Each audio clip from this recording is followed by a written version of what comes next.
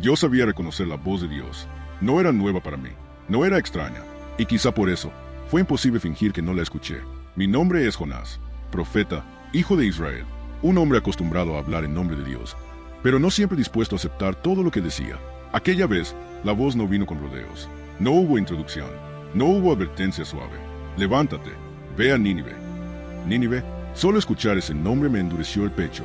No era una ciudad cualquiera, era el corazón del enemigo, violenta, cruel, temida, un lugar donde la sangre era lenguaje común y la misericordia parecía una palabra olvidada. Nínive no solo representaba pecado, representaba amenaza, y Dios quería enviarme ahí, no para bendecirla, no para celebrarla, sino para advertirla. Clama contra ella. Eso fue lo que dijo, y en ese instante entendí algo que no quería aceptar. Dios estaba dispuesto a mostrar misericordia incluso a quienes yo consideraba indignos de ella. Ahí comenzó mi conflicto, porque no fue miedo lo que sentí primero, fue enojo, confusión, injusticia. Ellos, después de todo lo que habían hecho, después de destruir pueblos enteros, de humillar, de matar, yo conocía a Dios lo suficiente para saber algo peligroso. Si Nínive escuchaba, Dios podría perdonarla, y eso era exactamente lo que no quería que ocurriera. Así que tomé una decisión que muchos no entienden, pero que nace de una lucha muy humana: obedecer a Dios en apariencia, mientras huía de su voluntad. Me levanté, sí, pero no para ir a Nínive. Caminé hacia el puerto, compré un pasaje, elegí un destino en dirección opuesta, tan lejos como fuera posible. Pensé que si cambiaba de rumbo, tal vez podría silenciar la voz, tal vez el llamado se diluiría con la distancia. Tarsis, lejos, muy lejos. Mientras el barco se alejaba de la costa, algo dentro de mí intentó convencerme de que había ganado. El viento era favorable, el mar estaba tranquilo, nadie sospechaba nada. Parecía que huir funcionaba, pero hay una verdad que aprendí demasiado tarde. Uno puede huir del lugar que Dios señala, pero no puede huir de la presencia de Dios. Me acosté en lo profundo del barco, tratando de dormir, tratando de olvidar, y mientras cerraba los ojos, el cielo comenzaba a cambiar. Yo aún no lo sabía, pero la huida acababa de activar una tormenta, y no solo para mí. Porque cuando un profeta desobedece, el mar escucha primero. Al principio, nadie entendía qué estaba pasando. Ni siquiera yo quise aceptarlo. El mar, que minutos antes parecía dócil, comenzó a rugir como una bestia despertando. El viento se volvió violento. Las olas golpeaban el barco con una furia que no era normal. Los marineros gritaban órdenes que se perdían entre el estruendo del agua y el crujir de la madera. Yo seguía abajo, dormido o fingiendo estarlo, no porque no sintiera la tormenta, sino porque sentía algo peor: culpa. Cada sacudida del barco parecía una pregunta directa del cielo, y yo no quería responder. Arriba, los marineros clamaban a sus dioses, cada uno al suyo, promesas desesperadas, ruegos sin dirección. Tiraban la carga al mar para aligerar el peso, intentando salvar el barco, sin saber que el verdadero peso no estaba en la mercancía, sino en mí, hasta que me encontraron. ¿Cómo puedes dormir?, me gritaron. Levántate y clama a tu Dios. Ahí entendí que el silencio ya no era una opción. Echaron suertes para saber quién era el culpable. Un método antiguo, inseguro, pero aquella vez certero. La suerte cayó sobre mí. Todos me miraron.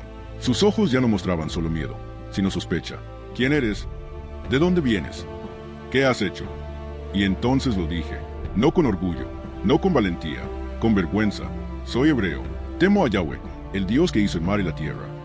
En cuanto pronuncié esas palabras, entendí la ironía. Decía temer a Dios, mientras huía de él. Decía creer que él creó el mar, mientras intentaba usarlo como escape. Les confesé la verdad, que huía del mandato de Dios, que esa tormenta no era casualidad. El miedo en sus rostros cambió de forma. Ya no era solo terror al mar, era temor al Dios que yo había desobedecido. ¿Qué debemos hacer contigo para que el mar se calme?, preguntaron. Y por primera vez desde que todo comenzó, dejé de correr. Échenme al mar. No fue dramatismo, fue claridad. Yo sabía que no podía seguir arrastrando inocentes conmigo. Sabía que mi huida estaba poniendo en peligro vidas que no tenían nada que ver con mi rebelión. Intentaron remar, resistieron, lucharon contra las olas, pero cuanto más peleaban, peor se volvía la tormenta. Finalmente, oraron, no a sus dioses, al mío, y me lanzaron. El frío me atravesó como una sentencia. El mar me envolvió, el ruido desapareció, el caos quedó arriba. Mientras descendía, entendí algo que jamás olvidaré. A veces Dios permite que toques fondo, no para destruirte, sino para detenerte. Pensé que ese era el final. Oscuridad, silencio, agua por todas partes. Pero justo cuando la muerte parecía inevitable, algo se movió en las profundidades, y el castigo que temía se transformó en un acto inesperado de misericordia, porque Dios no había terminado conmigo. Apenas estaba comenzando. No morí. Eso fue lo primero que entendí, aunque tardé en aceptarlo. Cuando abrí los ojos, no había luz, no había cielo, no había mar visible. Estaba rodeado por una oscuridad espesa, viva, que respiraba a mi alrededor. El agua ya no me ahogaba, pero el aire era pesado, húmedo, imposible de ignorar. Cada latido de mi corazón resonaba como un eco dentro de una caverna. Había sido tragado. No supe cuánto tiempo pasó. Allí dentro, el tiempo no se mide en horas, sino en pensamientos. Y los pensamientos, cuando no puedes huir de ellos, se convierten en juicio. El olor era insoportable. El silencio, absoluto. Solo se escuchaba el movimiento lento de aquella criatura gigantesca, como si el mundo entero se balanceara con cada respiración. Entendí que no estaba en el vientre de un pez por accidente. Ese lugar no era castigo, era contención. Dios no me había dejado morir, me había detenido.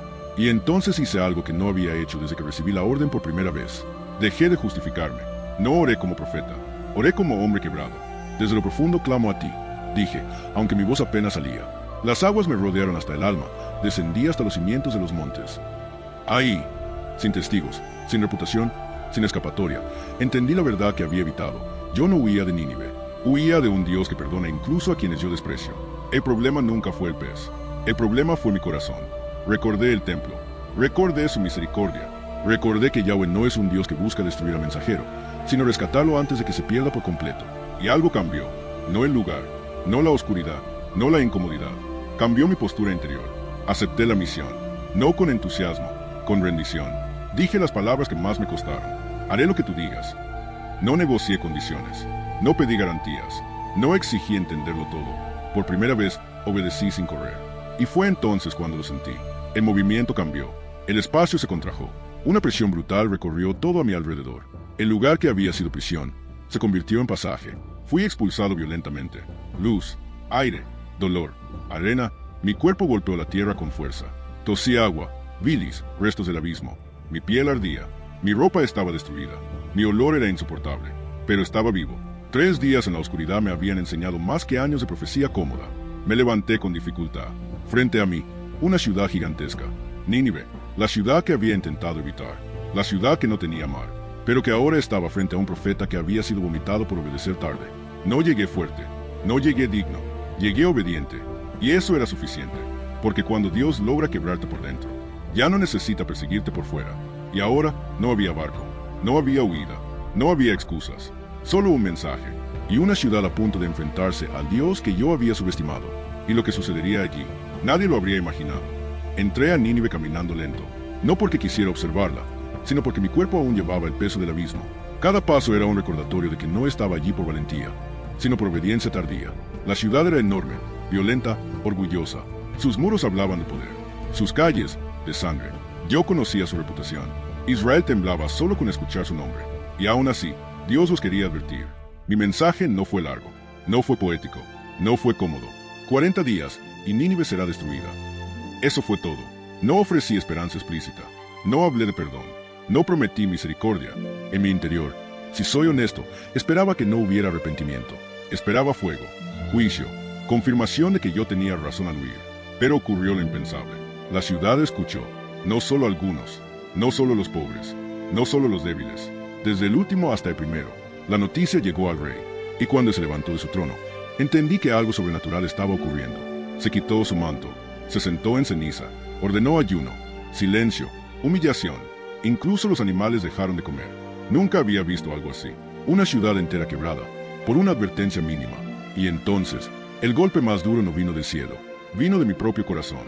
Dios perdonó a Nínive. No hubo destrucción, no cayó fuego, no hubo ruina, solo misericordia. Y eso me enfureció. Sí, me enfurecí con Dios.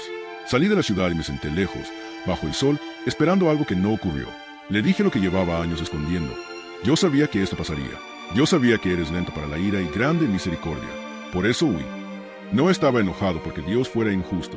Estaba enojado porque era demasiado bueno, incluso con quienes yo no quería que lo fuera. Dios hizo crecer una planta para darme sombra. Me sentí aliviado. Por un momento, cómodo. Al día siguiente, un gusano la secó. El sol me golpeó la cabeza. Deseé morir. Y entonces Dios habló de nuevo. Tanto te duele la planta, y no te duele la ciudad. Ahí entendí la lección final. Yo había llorado por una sombra que duró un día, pero no por miles de vidas que podían perderse eternamente. Dios no solo quería salvar a Nínive, quería corregir a su profeta, porque a veces, el mayor problema no es la maldad del mundo, sino el orgullo espiritual de quienes creen conocer a Dios, pero no se parecen a Él.